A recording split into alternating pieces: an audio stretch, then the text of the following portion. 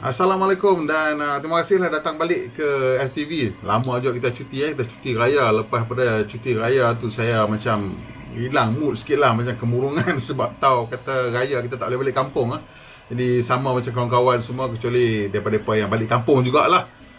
Kita dah 2 tahun tak beraya di kampung. Jadi tak tengok, tak salam dengan mak ayah. Nak minta maaf semua tu buat melalui telefon saja. Tak sama lah kan. Jadi macam kemurungan juga lah. Saya boring lah, tak mau nak buat apa benda pun tak mau buat. So sibuk masak lah, layan anak-anak lah. Ini kita dah balik kembali ke sini. Terima kasih lah kerana datang balik. Dan pertama sekali saya nak minta maaf lah. Awak kalau dengar ada bunyi tu sebenarnya ada 3D printer sebelah saya. Jadi sebelum puasa tu kita ada beli satu 3D printer lah. Dan ini sebenarnya sebab anak saya minta lah. Saya dah terlama teringin nak beli tapi tak tergerak nak beli. Sampai anak saya minta sebab dia nak buat projek steering untuk game, dengan dia punya steering box, steering column lah, apa brake pedal apa semua dia buat. Jadi lepas dia dah habis dah print barang-barang dia, saya pula nak start print lah. Lama jugalah dia nak print sampai dia campur balik sekolah apa semua kan. Jadi sekarang ni kita tengah print gearbox satu, tu dengar bunyi tu. Jadi bila kita sembang tentang kemurungan PKP ni, jadi apa yang kita boleh buat ni untuk mengurangkan kemurungan kita semasa PKP ni. Jadi saya ada 5 cadangan projek yang kita boleh buat dalam kereta kita lah. Dalam keadaan ni, kalau kereta kita dalam keadaan yang cat tak cantik, kabin kotor, lagi macam-macam masa boleh kita habiskan di situ. Jadi dia 5 projek. Yang pertama sekali yang saya rasa kita boleh buat, lebih kita tengok kereta kita cat dah tak apa elok kan, tapi polish tengok. Jadi polish ni memerlukan masa yang agak lama. Terpulanglah kalau nak gunakan tangan lebih lama, guna mesin tak lama sangat. Tapi apa-apa pun sekurang-kurangnya kan, kalau kita start daripada pagi sampai ke petang baru nak habis, sekurang-kurangnya kita punya stres tu 1 hari dah tak payah nak fikir apa dah, kita boleh polish kereta. Dan kalau kereta-kereta tak bergerak kan, macam sekarang ni saya keluar kedai pun mungkin 2-3 hari sekali lah. Kalau boleh tak cubakan seminggu sekali keluar kedai. Jadi kereta mungkin duduk di bawah porch, mungkin kita buat sikit-sikit lah. Tapi untuk polish kereta ni elok pada hari yang panas sikit lah. Tapi mungkin kadang kereta kita agak teruk sikit, mungkin nak kena start dengan cutting compound, dengan itu, dengan ini, baru last kali baru nak boleh wax. Jadi berhari-hari juga. Jadi elok kalau kita masuk ke internet, tengok proses-proses macam mana kita nak kembalikan quality cat kereta kita supaya nampak cantik. Pasal kalau nak hantar kedai pun kena mungkin beratus-ratus. Kita boleh habiskan masa di sini mungkin dengan anak-anak, mungkin sendiri. Jadi sambil duk polish tu kan, duk perasan Mr. Miyagi Karate Kid lah kan. Fikirlah apa nak fikir, boleh buat meditasi ke, boleh fikirkan projek jangka panjang ke apa ke. Macam tu lah, tak terbuang sangat masa dan kita tak rasa stres sangat. Dan yang kedua, kabin kereta lah. Kalau kita ada anak-anak, kadang-kadang macam-macam benda jatuh ke lantai, apa semua tumpah ke apa ke. Jadi kat internet ni banyak video-video channel-channel yang mengajar kita macam mana nak cuci kabin kereta. Macam mana nak cuci kapet, nak cuci upholstery, nak cuci kulit kan. Sekarang kita pakai kulit, ada bau busuk, apa dia sebab dia, macam mana nak buka seat, cuci bawah, angkat kapet, pasang balik. Benda-benda ni semua sebenarnya tidak memerlukan modal yang banyak, hanya memerlukan tenaga. Kalau ada vacuum cleaner basah lebih bagus, kalau tak ada pun tak apa. Sebab kalau kita nak tak ada mesin vacuum cleaner basah, kita boleh gunakan spray yang tak basah sangat dengan kapet kita gosokkan, beruskan dan kita lap lah balik dengan kain. Tapi kalau ada vacuum cleaner basah lebih senang lah, kita serap dan ulang 2-3 kali sampai air tu nampak macam bersih dan dah boleh dah. Dan kalau ada jet washer lagi senang, bawa keluar tembak dengan jet washer lagi selesai. Yang ketiga, ruang enjin ataupun enjin compartment lah. Enjin compartment ni ramai kita biarkan kotor. Saya salah seorang yang memang jarang nak cuci enjin compartment. Jadi kalau ada masa pergi cuci sikit enjin compartment tu, dia bukan apa, tak perlu pun nak cuci sangat enjin compartment tu. Tapi bila bersih tu rasa kita nampak happy sikit lah kan, benda nampak bersih dan kemas. Dan juga kalau bila dah bersih tu, nanti kalau ada minyak meleleh ke apa ke, kita start senang nak nampak lah. Itu sebab setengah orang yang agak cerewet dengan kereta dia mesti jaga enjin compartment tu mesti bersih, spotless. Dia tak mau tengok minyak meleleh walau sikit pun. Dan yang keempatnya, iaitu kita boleh lakukan benda-benda macam basic inspection lah. Jadi kereta ni sebenarnya tiap-tiap minggu kalau boleh kita inspect lah. Kalau tak boleh sebulan sekali. Jadi masa ni masa yang elok untuk buat simple basic inspection. Jadi apa dia benda-benda basic inspection lah. Kalau kita jalan keliling luar, kita tengok tayar, check lah tayar, tengok bunga okey ke, tayar pressure okey ke. Kalau ada tayar pressure monitor, tayar pressure gauge, cucuk tiap-tiap tayar tu, tengok dia punya tekanan dia betul ke, elok ke tidak ke. Dan kemudian tengoklah lampu brake, lampu signal semua. Kalau ada yang rosak, boleh order online, ganti, tukar. Benda bukan susah pun, dan kereta kita boleh jadi tip top balik. Dan juga bila kita tengok dalam engine compartment ada benda-benda basic yang kita kena periksa, iaitu cecair penyejuk ataupun coolant untuk enjin.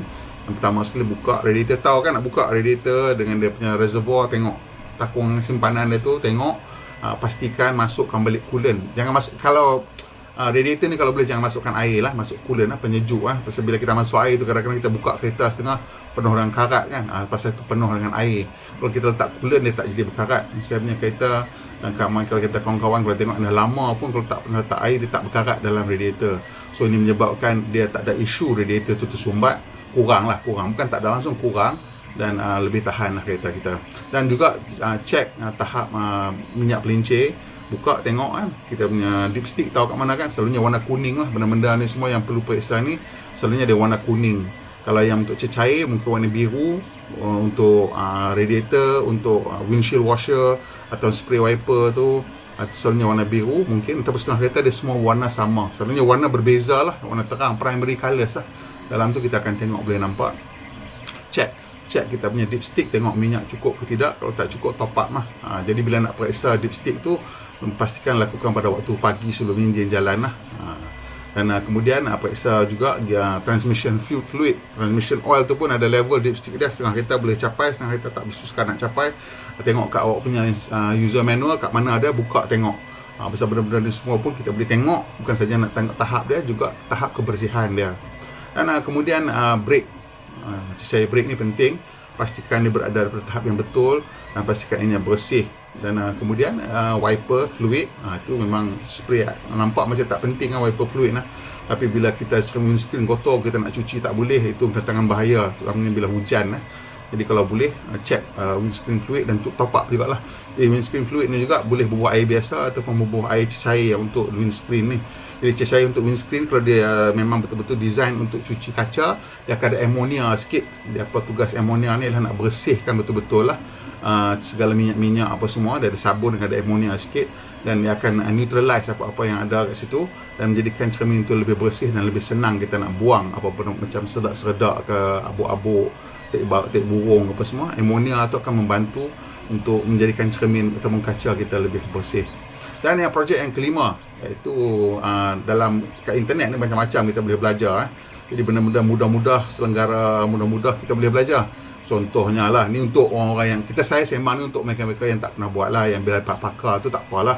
Belajarlah macam mana nak tukar spark plug, macam mana nak tukar minyak hitam kan, nak tukar kat mana dia punya oil filter dan drain plug kat mana, apa nak buat semua, pergi belajar. Kalau mungkin ada kawan-kawan yang reti, so dia tunjuk macam mana kita belajar buat dengan dia. So belajar tukar spark plug, minyak hitam, lepas tu brake pad kan, lepas tu belajar nak buat brake bleeding. Jadi brake pad dengan brake pad ni pun sebenarnya bukan susah sangat nak tukar.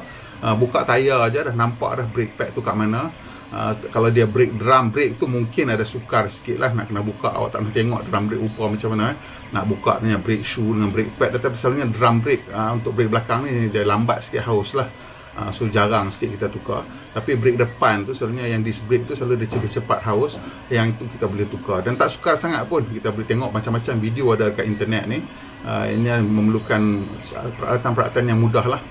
Dan lepas kita dah tukar tu, kalau mungkin kita nak belajar tukar minyak brake pula, minyak brake pun dah lama kena tukar, dan kita tengok dah kotor lah, kita boleh tukar.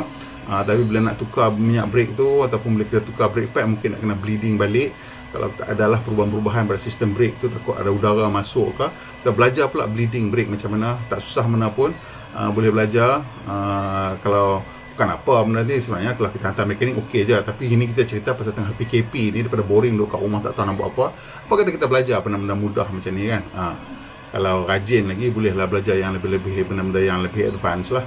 Mungkin macam mana, satu lagi nak tukar fuse, cari benda tak boleh menyala, tukar fuse kat mana, macam mana nak buat benda-benda simple lah. Kalau yang nak lebih rajin lagi, mungkin macam mana nak tukar switch power window ke, itu semua pun ada. Sebenarnya tak kompleks mana sangat pun, pasal switch tu semua dia ada connector je, buka, pasang balik, benda dah jalan balik.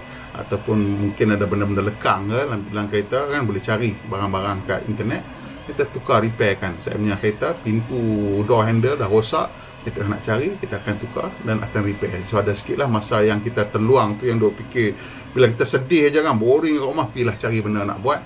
Ini satu cadangan lah, apa-apa yang kita buat, pasal kita memang kaki kereta. Okay? Okay, kalau berguna, awak suka video ni, tekan butang like. Kalau berguna, kongsi dengan kawan-kawan. Dan kalau boleh tolong subscribe kita sikit. Dan tekan butang loceng supaya dapat maklumat terkini bila kita buat video terbaru. Pemandu Malaysia, pemandu yang berhemah. Kita jumpa lagi insyaAllah.